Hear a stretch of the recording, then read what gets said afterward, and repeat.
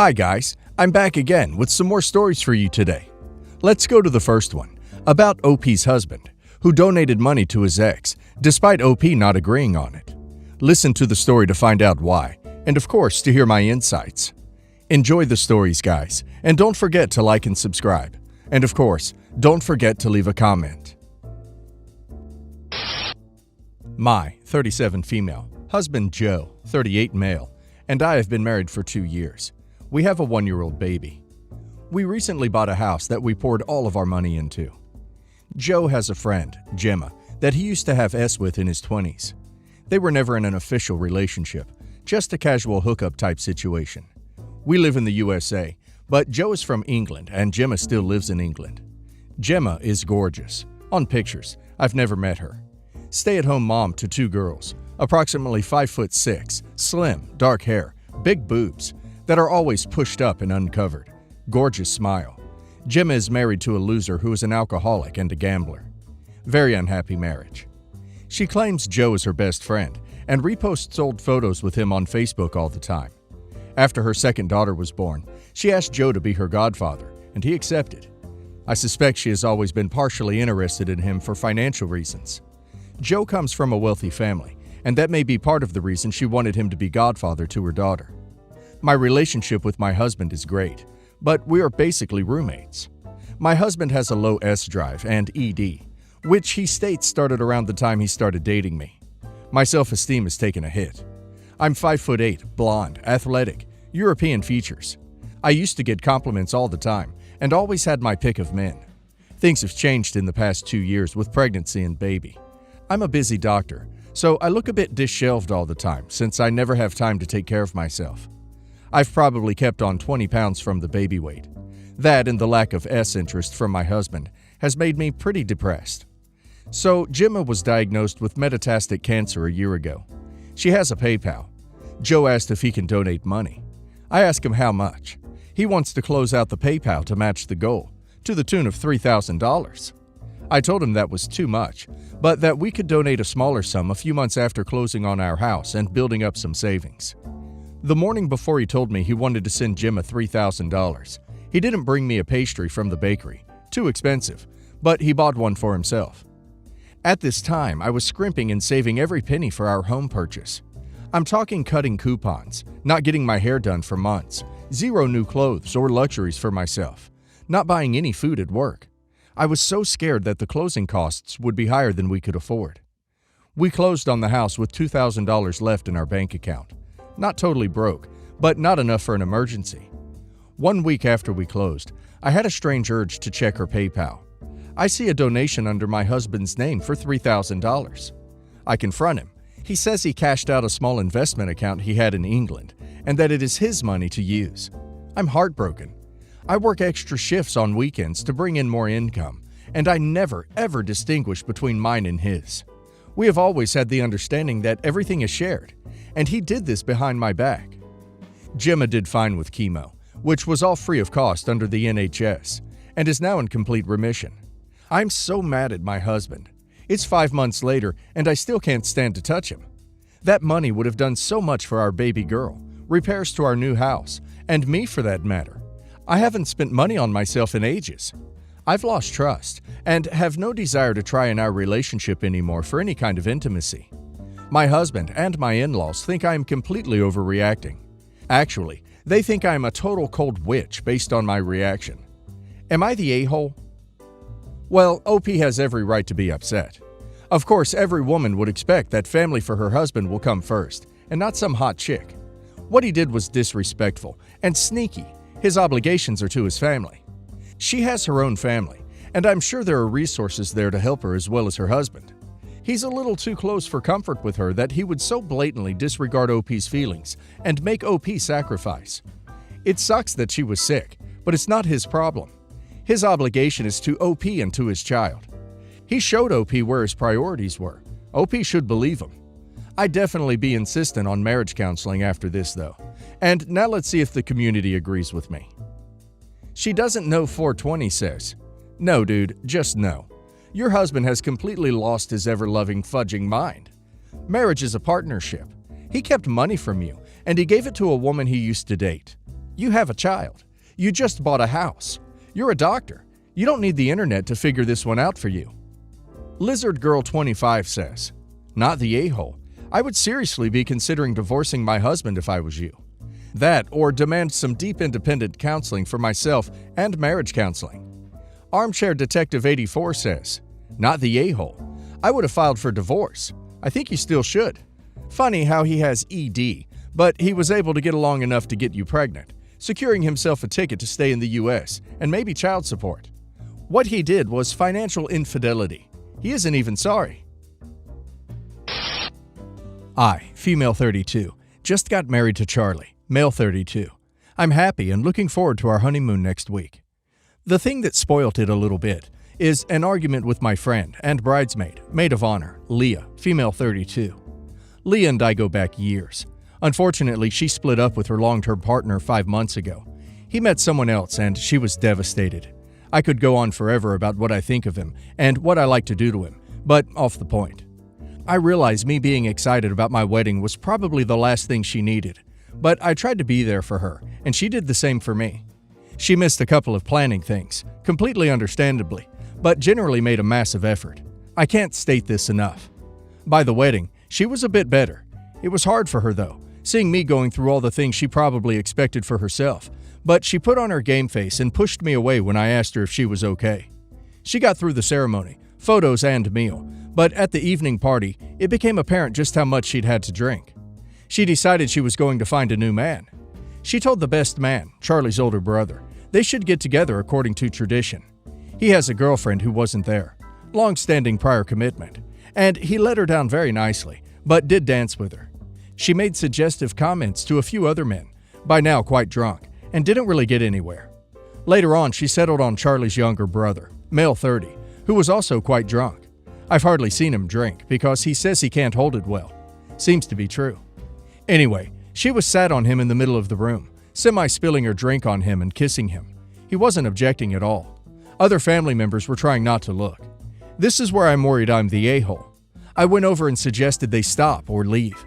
She shouted at me aggressively and tried to throw her drink at me. It was clear, and she missed anyway. She said she wanted a man.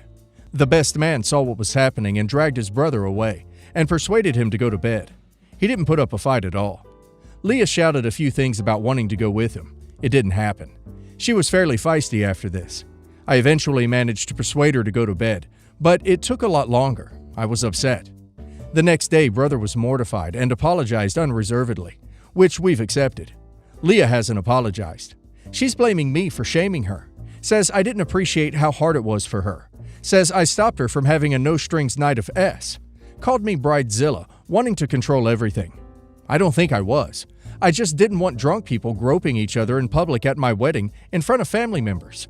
I said she can arrange to meet with him now. She says it's not the same. We're not on good terms at the moment, and I'm really stressed. Am I the a-hole? I'll accept if I am. I don't think OP is in the wrong here. OP was just saving her a night of embarrassment, and OP's wedding. She definitely needs to apologize. I feel bad that she has to go through that breakup, but that's not an excuse to act like that. I think OP should let things cool off. Maybe after the honeymoon she'll come around. And now let's hear the community's opinion. Nearby Elevator says, not the a-hole. She got more than a few drinks in her and caused a spectacle. Could have done things a little more subtle if she wanted to hook up with someone after the wedding. Valuable Extent says, not the a-hole. Give her some space. She will come to recognize how her behavior is unacceptable and how she was in the wrong. If she doesn't, then she really isn't a friend. It sucks that she didn't come to the way brother-in-law did. It's not appropriate for a wedding to be hooking up with people either. This isn't Wedding Crashers. Animal Accomplished 33 says, not the a-hole. You didn't stop her, them. His brother did, and he probably did that because he didn't want to be involved with a very drunk woman. Older brother did everyone a favor because nothing good would have come out of your friend hooking up with your brother-in-law. It's embarrassing that she is complaining about it now. And if she did have such a big problem seeing you get married, she should have bowed out instead of getting that drunk. My brother has always been really mean to me, and not in the teasing type of way. He would always comment on my weight and say things like, "You'll never find a man with that 300-pound body," or "Why do you even diet? You'll always go back to eating that crap anyways."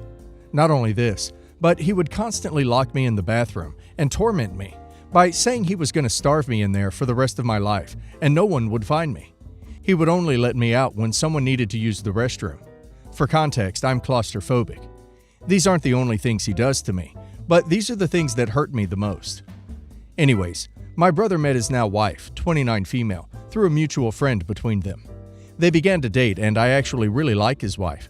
She's so sweet, and whenever my brother torments me, she intervenes and goes on my side. He usually stops, but gives me death stares when she isn't looking.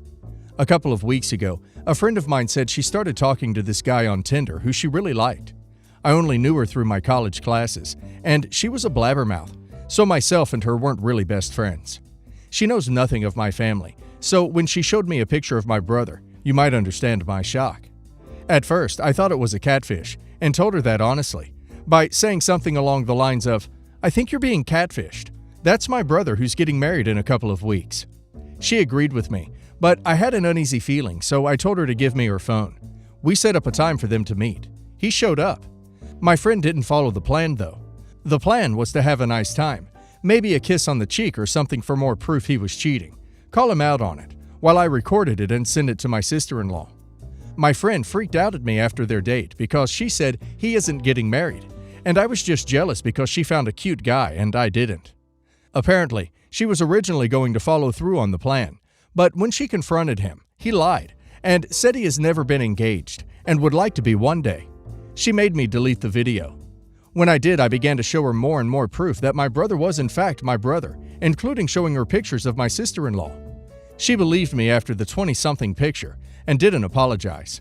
She instead said, "Oh, but he's going to divorce her, and he probably likes me better." I felt nothing but disgust and disappointment.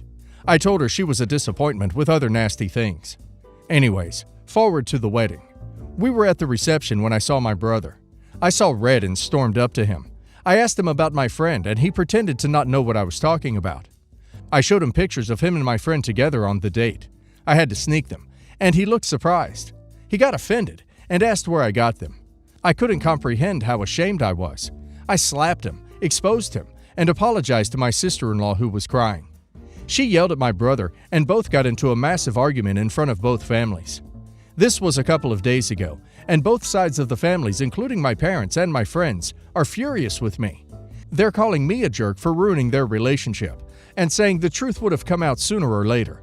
You could have waited till after the wedding, and how I ruined sister-in-law's wedding. I feel bad for ruining the wedding for sister-in-law, but I couldn't just watch her ruin her life for my two-faced brother. Am I the jerk here? OP could have told this woman at any time. OP didn't wait until the day of the wedding to save her. OP did it to get the maximum amount of revenge against her brother. He's not a good person, and OP should stay away from him. But OP's sister-in-law was collateral damage in OP's revenge scheme. Yes, I'm ready to rumble, says. Clearly you don't care much about your sister-in-law, given you could have told her before the wedding, and you didn't. Tree hugger Hannah says, everyone sucks here. Your brother is an awful person, but you chose to create the most dramatic and embarrassing scene possible, and hurt more people than just him in the process. Hawk Fan for Life says, everyone sucks here. Obviously your brother is a real a-hole for what he did, and his fiancée deserves to know. But sounds like you waited for his wedding on purpose, to humiliate him as much as he humiliated you, not really caring about the collateral damage you caused by publicly humiliating his fiancée. My, female 59, daughter-in-law, Elena, female 29, has been married to my son, male 33, for 4 years now, and in the time they've been together, she's never once had a job. Every now and then she will volunteer at the hospital, but for the most part, she seems to view herself as a kept woman. They have no children and didn't plan to have any, which is why her lack of employment makes less and less sense to me as time goes on. I've posted about my daughters and daughters-in-law on Facebook and about their careers and how proud I was. I did this for International Women's Day this year, and my son called me to say he was very upset that I excluded his wife. I told him point blank that she does nothing of merit, so what did he expect me to write? That she bakes cakes all day and irons his clothes? He stopped talking to me for a while because of that, but reached out again near my birthday and asked if I wanted to go on a trip with him and Elena. Her idea, apparently. The trip sounded delightful, But I told him I didn't want her to come and enjoy my gift if she wasn't financially contributing. I called Elena that night and told her that my son is not an ATM and that she needs to find a job ASAP. Now my husband is saying I messed up and that was my son and his wife's way of building bridges. He says Elena loves our son and takes care of him in all ways except for financially, and that we should be happy he has her. I turned my back at him at this point. I still don't think I'm wrong for not wanting my son to be taken advantage of. Curious what you lovely people think. Iron Chef 8000 says, "You overplayed your hand. Thinking, feeling in your own mind as you do is fine. Your response to his complaint about not including his wife in your social media praise of women in your life who are going out there and accomplishing things was spot on. Where you jumped the track was twofold. First, insisting that she financially contribute to a trip the pair of them invited you to enjoy is overly meddlesome in the couple's finances, and excluding daughter-in-law just to make a point.